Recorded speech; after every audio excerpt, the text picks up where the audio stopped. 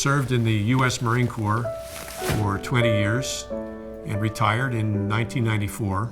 And a couple of years after that, started a landscape business, which I've been doing for 18 years, going on 19. I was an infantry officer, went to Army Ranger School, Army Airborne School. I'm a combat diver. My intention was to challenge myself in every way possible. I've always maintained physical activity even after retirement from the Marine Corps. Even in my early 50s, I thought I was invincible and could not have a problem because I've been healthy my entire life. I was first diagnosed with Afib in 2004. Mr. Lance had atrial fibrillation for approximately 7 to 8 years prior to my meeting him. He had been tried on a variety of different medications to help control his symptoms, but none of them really worked. The best way I could describe how I felt was that I was a Rolls-Royce engine with 2 of the 12 spark plugs removed. The most common symptom associated with atrial fibrillation is exertional fatigue, exertional intolerance. And that's because atrial fibrillation is an ineffective heart rhythm, which leads to poorer mechanical function. And most of the times, patients will realize that when they're trying to be physically active and exert themselves. I just felt like I wasn't running on all cylinders. Atrial fibrillation is a very common heart rhythm abnormality where the upper chambers of the heart beat erratically.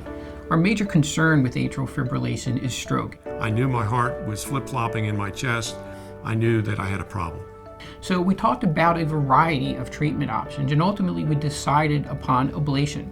We used cryoablation to eliminate his atrial fibrillation. He explained in great detail, but in very understandable terms, what he was going to do. It's always very important to me that patients understand exactly what we're doing and why we're doing that. With catheter ablation techniques, including cryoablation, we place a catheter up from the vein in the groin up into the heart, and we locate the cells in the heart which are causing atrial fibrillation. We then deliver energy, either heat energy in standard ablation form or freezing energy in cryoablation form to destroy those cells that lead to atrial fibrillation. The advantages of cryoablation is that it's faster, it's safer, and recently we've participated in a study that have shown a significantly higher success rate with cryoablation. I felt an immediate difference. I am completely back to normal. I don't feel any of the tiredness that I used to feel.